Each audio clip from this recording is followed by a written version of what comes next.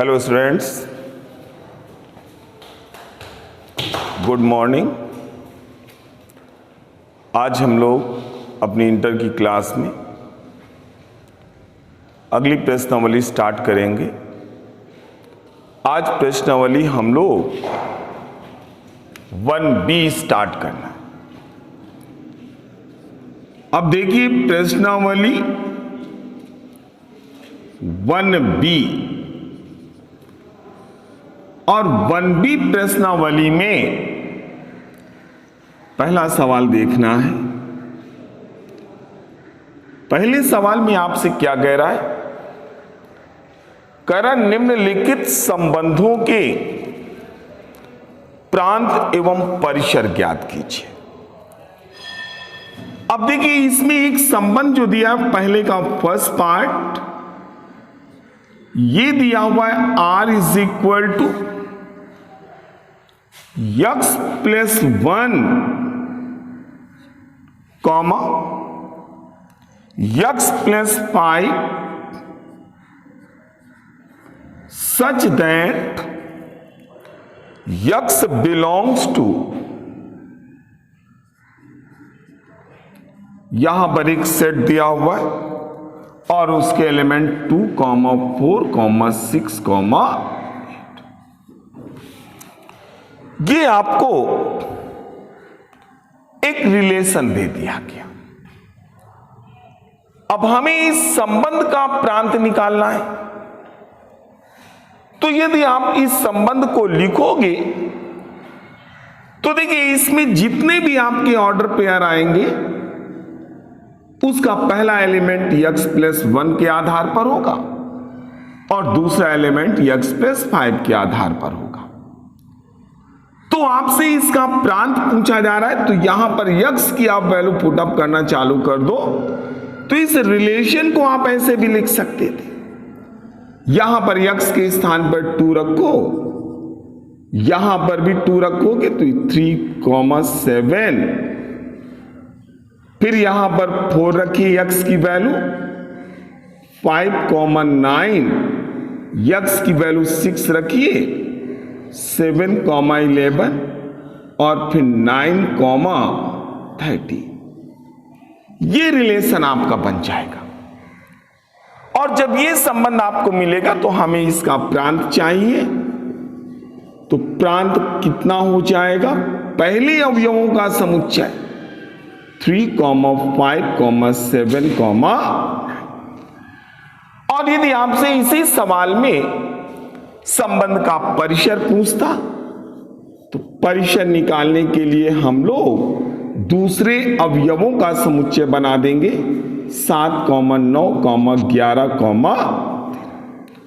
तो इस प्रकार से हम लोग दिए गए संबंध का प्रांत और परिसर निकाल लेते हैं। अब इसके बाद देखिएगा इसी का अगला पार्ट आपको दिया हुआ है।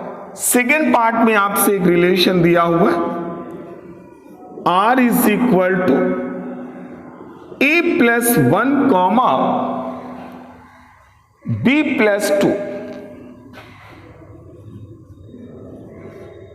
Such that A comma B belongs to capital N तथा A is less than 5, A less than 5, B less than 6। हमारे पास ऐसा एक रिलेशन दिया हुआ है। अब इस रिलेशन को आप देखो तो इस रिलेशन में हमने देखा कि यहां पर जो भी ऑर्डर पेयर है इसका पहला एलिमेंट A प्लस 1 है और इसका जो दूसरा एलिमेंट है वो B प्लस 2 है।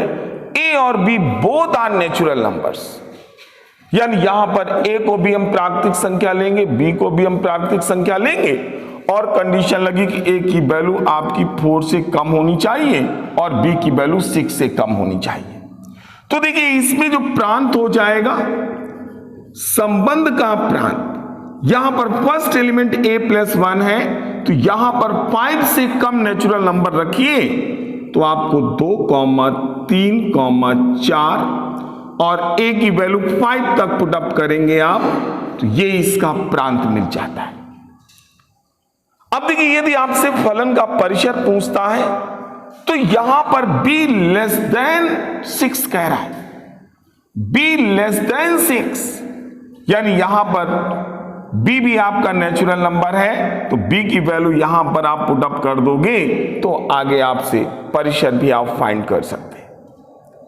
तो इस प्रकार से हम लोग संबंध का प्रांत निकाल लेंगे। सेकेंड पार्ट में आपसे परिसर भी इसमें पूछा जा रहा है। तो अब एक चीज देखिएगा, यहां पर जब आप b की वैल्यू पुट अप करोगे a लेस देन 5, तो a लेस देन 5 यहां पुट अप कर देंगे आप, और यहीं पर आप इसका परिसर लिखोगे। तो परिसर में देखिएगा, b के स्थान पर 1 रखोगे तो 3 मिलेगा, 2 रखोगे 4 आ जाएगा, 3 रखोगे 5 आ जाएगा, 4 रखोगे 6 आ जाएगा, 5 रखोगे 7 आ जाएगा। यानी इस प्रकार से हम लोग अपने दिए गए संबंध का परिसर भी ज्ञात कर सकते हैं। अब इसके बाद जो अगला पार्ट आपको दिया हुआ है, इसमें भी आपको एक रिलेशन गिवन है, और ये रिलेशन देखिएगा क्या कह रहा है आपसे। यहां पर तीसरा पार्ट है आपके सवाल, r इज इक्वल टू, और ये रिलेशन आपको गिवन है -2, -1, -1, 0, और फिर आपको 0, -1, ये रिलेशन दिया हुआ। तो इस रिलेशन को आप देखो, तो इस रिलेशन में हम लोगों को प्रांत चाहिए, तो प्रांत निकालने के लिए हम लोग संबंध के सभी क्रमित युग्मों का पहला अवयव रख लीजिए, -2, -1, 0, और हम लोग इसी का परिसर निकालेंगे। तो परिसर में ये द्वितीय अवयवों का समुच्चय बना लो, 1, 0, -1। तो इस प्रकार से हम लोग दिए गए संबंध का परिसर भी ज्ञात कर सकते हैं और प्रांत भी ज्ञात कर सकते हैं। इसके बाद चौथे पार्ट में देखिएगा, तो चौथे पार्ट में जो भी रिलेशन आपको गिवन है, r इज इक्वल टू 1, 1, फिर आपके पास 2, 1/2, 3, 1/3, और फिर 4, 1/4, ये आपके पास रिलेशन है। हमें इस संबंध का प्रांत चाहिए, तो इसका प्रांत हम लोग लिखेंगे। प्रांत हो जाएगा 1, 2, 3, 4, और इसका जो परिसर होगा, परिसर में क्या आएगा बेटा, 1, 1/2, 1/3, 1/4। तो इस प्रकार से हम लोग दिए गए संबंध का प्रांत और दिए गए संबंध का परिसर ज्ञात करते हैं। इसी प्रकार जो पांचवा पार्ट आपको गिवन है, और इसमें रिलेशन आपको दिया हुआ है 1, 1, फिर आपको 2, 4, और फिर आपको रिलेशन दिया हुआ है 3, 4, और फिर 4, 16, डैश डैश। ये जो आपके पास रिलेशन दिया, तो इस रिलेशन को आप देखिए, तो जो भी रिलेशन है इसका फर्स्ट एलिमेंट देखो 1, 2, 3, 4, और जो दूसरा एलिमेंट है 1, 4, 9 होगा बेटा यहां पर। चलिए कोई बात नहीं, यहां पर इस आधार पर हमको दिया, तो हम लोग यहां पर इसका प्रांत लिखेंगे। तो 1, 2, 3, 4, डैश डैश कर दोगे, और इसका जो आपको परिसर निकालना होगा, तो दूसरे अवयवों का समुच्चय बना दो 16, डैश डैश। इस प्रकार से हम लोग दिए गए संबंध का प्रांत भी निकाल सकते हैं और परिसर भी निकाल सकते हैं। तो इस प्रकार से हमारा ये पहला सवाल कंप्लीट हो जाता है। अब हम लोग दूसरे सवाल को देखें। अब इसके बाद देखिए, हम लोग दूसरे सवाल को देखेंगे। तो दूसरे सवाल में हम लोगों से क्या कह रहा है, एक संबंध दिया हुआ है R is equal to x, y such that x 5 का गुणक है, 5 का गुणक है तथा y 7 का गुणक है, 7 का गुणक। तो ये हमारे पास संबंध है। अब इस संबंध को आप देखिएगा तो इसमें हमें इसका प्रांत चाहिए। फर्स्ट एलिमेंट आप ऑल ऑर्डर पेयर आप गिवन रिलेशन, तो यहां से इसका प्रांत क्या हो जाएगा, ये 5 का गुणक 5, 10, 15, 20, डैश डैश। और इसका परिसर देखेंगे आप तो परिसर में क्या होगा 7, 14। अब देखिएगा यहां पर हम लोगों से 5 का गुणक बोल रहा है और यहां पर 7 का गुणक बोल रहा है, तो 7, 14, 21, डैश डैश। इस आधार पर हम लोग अपने दिए गए संबंध के सभी प्रांत और परिसर ज्ञात कर लेंगे। अब इसके बाद देखिए यहीं पर हम लोग सेकेंड पार्ट, इसी में जो सेकेंड पार्ट आपको गिवन है, एक रिलेशन आपको दिया हुआ है R is equal to x, y such that x, y belongs to capital N। और यहां पर भी आप एक चीज और लिख लीजिए, इस सवाल में यहां पर 7 का गुणक है, x, y both belongs to N भी इंट्रोड्यूस कर लो, दोनों नेचुरल नंबर्स हैं। अब इसके बाद देखिए यहीं पर हम लोगों से नेचुरल नंबर बोल रहा है आपसे, और आपसे कह रहा है x plus y is equal to 5। अब इस रिलेशन में आप देखो तो इस रिलेशन में भी सारे ऑर्डर पेयर आएंगे जिसमें दोनों अवयव प्राकृतिक संख्याएं हों और दोनों का योग 5 के बराबर।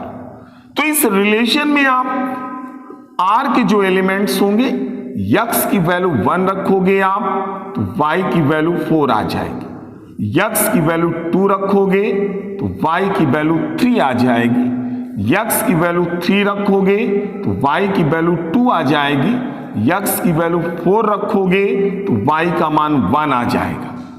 यानी इस प्रकार से हम लोग अपने दिए गए संबंध के सारे अवयव लिख लिए। अब हमें इसका प्रांत चाहिए, तो प्रांत में आप लिखोगे 1, 2, 3, 4, 2, 3, और हमें इसका परिसर चाहिए, परिसर में लिखोगे फिर देखिए 4, 3, 2, 1, यानी सेट वही है, सेट में आगे पीछे एलिमेंट्स हो जाए तो उसमें कोई प्रॉब्लम नहीं होगी। तो हम लोग अपने इस संबंध का प्रांत भी लिख लिया और परिसर भी ज्ञात कर लिया। इसके बाद फिर देखिएगा थर्ड पार्ट में यहां पर हम लोगों को एक रिलेशन R दिया हुआ है और R में आपसे कह रहा है x, y such that x is equal to 3y, और फिर आपसे कह रहा है x, y तथा x, y 7 से कम धन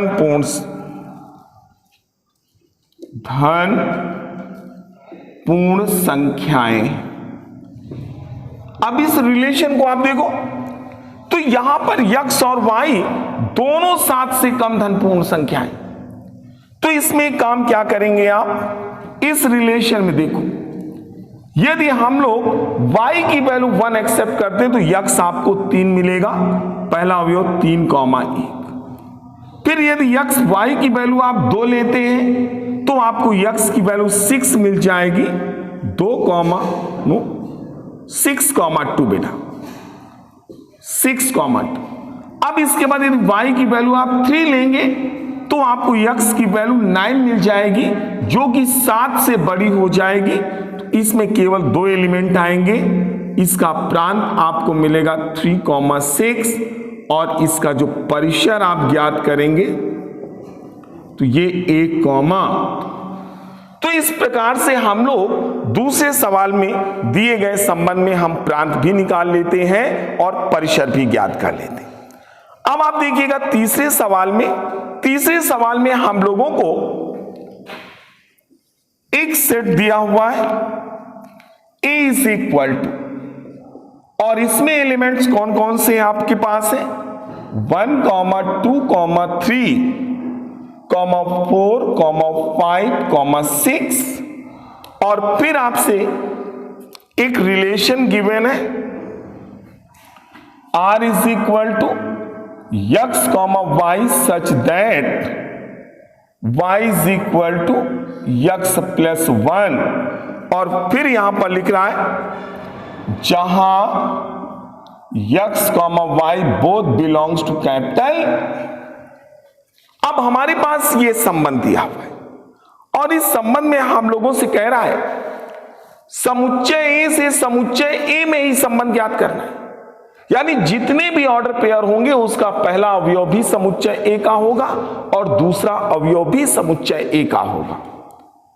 तो यदि आप इस रिलेशन के सारे एलिमेंट्स लिख लो तो x के स्थान पर 1 रखो तो y की वैल्यू 2 आएगी, 1, 2। x के स्थान पर 2 रखेंगे तो y का मान 3 आएगा, यानी यहां पर हम लोग 2, 3 रखेंगे। x की वैल्यू 3 रखिए तो y का मान 4 आएगा, 3, 4। x की वैल्यू 4 रखिए तो y का मान 5 आएगा, 4, 5। और x का मान 5 रखेंगे तो y का मान 6 आएगा, यानी 5, 6।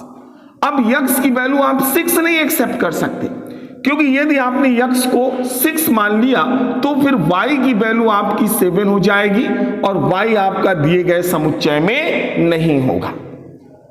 तो इस प्रकार से हम लोगों ने इस रिलेशन को लिख लिया।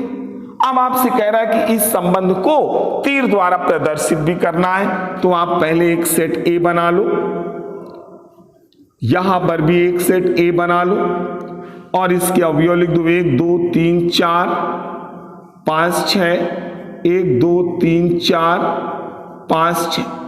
1 को किससे संबंधित करना है 2 से, 2 किससे संबंधित होगा 3 से, 3 किससे 4 से, 4 किससे 5 से और 5 किससे 6 से। इस प्रकार से हम लोगों को यह संबंध दे दिया गया। अब ध्यान रखिएगा, संबंध में हम लोगों ने यहां पर देखा जो 6 एलिमेंट है 6, ये इसके किसी भी अवयव से संबंधित नहीं है।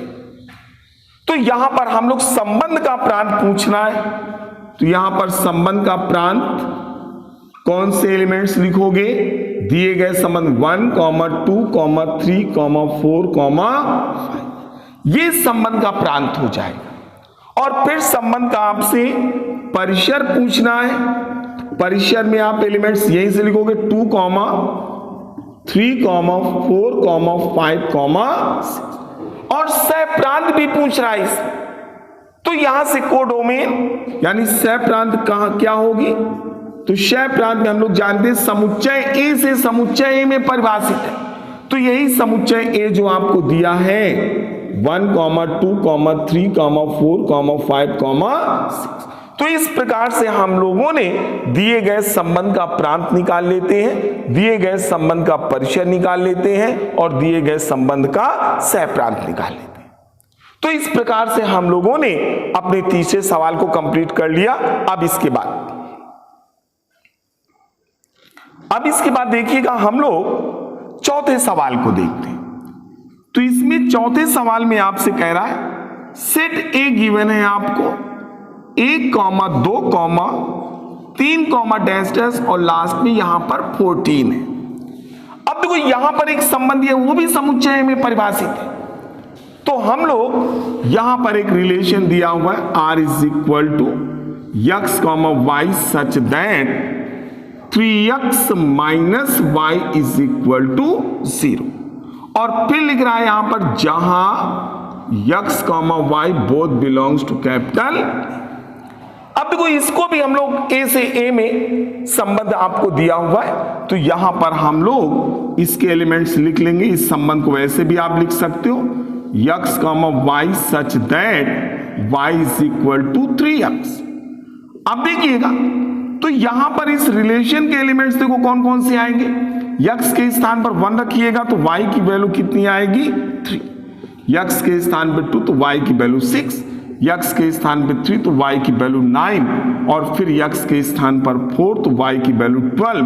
x की वैल्यू 5 मत रखिएगा, क्योंकि 5 रखेंगे तो y की वैल्यू 15 हो जाएगी और ये हमारे समुच्चय A में नहीं है।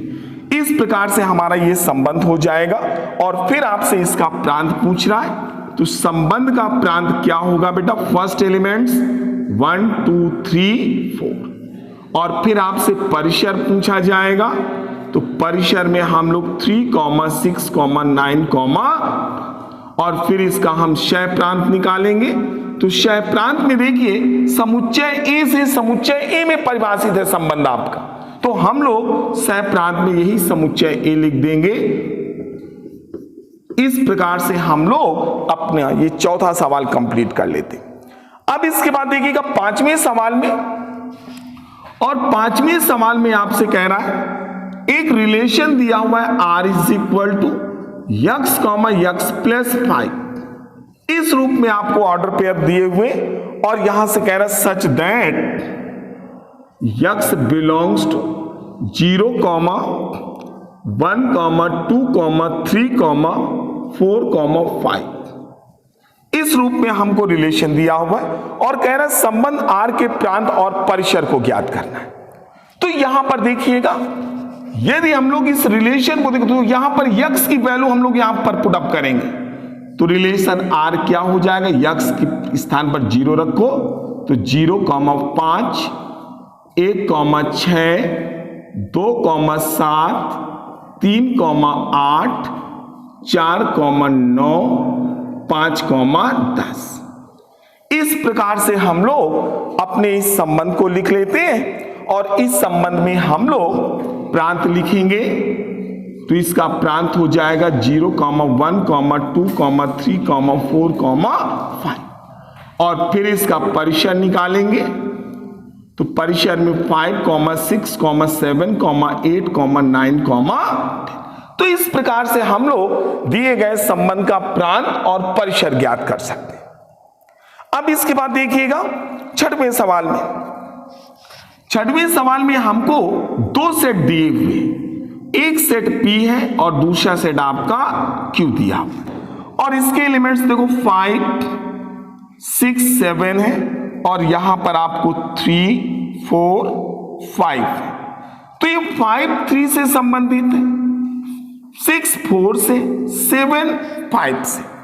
अब हम लोगों से कह रहा है कि इस समुच्चय को समुच्चय निर्माण के रूप में लिखना, यानी इसको हम लोग मैथमेटिकल डिफरेंशियल के रूप में लिखे, तो ये फर्स्ट एलिमेंट है और ये सेकंड एलिमेंट है। तो आप दोनों एलिमेंट्स में देखिए डिफरेंस कितने का आ रहा है, आपको 2 का डिफरेंस आ रहा है। तो हम लोग इस रिलेशन को लिख सकते हैं r is equal to x comma y such that y की वैल्यू x माइनस 2 के बराबर।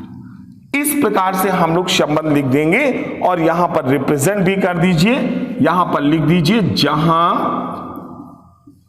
x बिलोंग्स टू, एक सेट बना दो 5, 6, 7। तो इस प्रकार से जब आप रिलेशन लिखते हो तो ये रिलेशन आपका समुच्चय निर्माण विधि होगा। इसके बाद कह रहा है रोस्टर रूप में लिखना है, तो ये जो रूप आपने लिखा रोस्टर रूप में इसी को लिखना है 5, 3, 6, 4 और फिर 7, 5। तो इस प्रकार से हम लोग दिए गए संबंध को समुच्चय निर्माण विधि से भी लिख सकते हैं और फिर रोस्टर विधि से भी लिख देते हैं। अब इसके बाद हम लोग अगले सवाल को देखेंगे।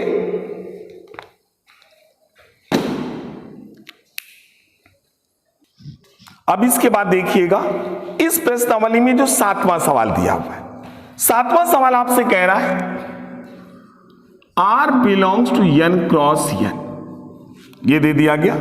और कह रहा है आपसे R इज इक्वल टू 1, 2, 3, 3, 4, 4, 5 और 5, 6। हमसे कह रहा है इसका इनवर्स फाइंड करना है। तो यहां पर हम लोग जानते हैं इनवर्स का मतलब जो भी आपके पास ऑर्डर पेयर दिए होंगे, दिए गए संबंध में जितने भी आपके ऑर्डर पेयर होंगे उनके अवयवों के क्रम को बदल दो तो उसका इनवर्स मिल जाता है। हम लोग यहां पर लिखेंगे तो जैसे यही R इनवर्स फाइंड करेंगे आप, तो इनके ऑर्डर पेयरों को चेंज कर दो। 3, 2, 4, 3, 5, 4 और 6, 5। तो इस प्रकार से हम लोगों ने आज अपनी प्रश्नावली 1B कंप्लीट कर ली। 1B कंप्लीट करने के बाद इन सारे सवालों को आप अपनी नोटबुक में कंप्लीट करेंगे, नोटबुक में कंप्लीट भी करेंगे और साथ में आप प्रैक्टिस भी करेंगे। इसमें आप लापरवाही मत करिएगा, जितने भी सवाल आपको बताए जा रहे हैं इनको नोटबुक में कंप्लीट भी करिएगा और साथ में आप और भी प्रैक्टिस करिएगा। यदि आपके पास कोई दूसरे प्रॉब्लम्स का कलेक्शन है तो आप मेरे ग्रुप में उसे व्हाट्सएप में सेंड कर दीजिएगा। और साथ में जितना ज्यादा आप प्रैक्टिस करेंगे बिना टाइम खर्च किए हुए, आप अपना टाइम वेस्ट किए बगैर यदि आप जितनी ज्यादा प्रैक्टिस करेंगे उतनी ज्यादा आपकी अच्छी पढ़ाई होगी। Okay, thank you.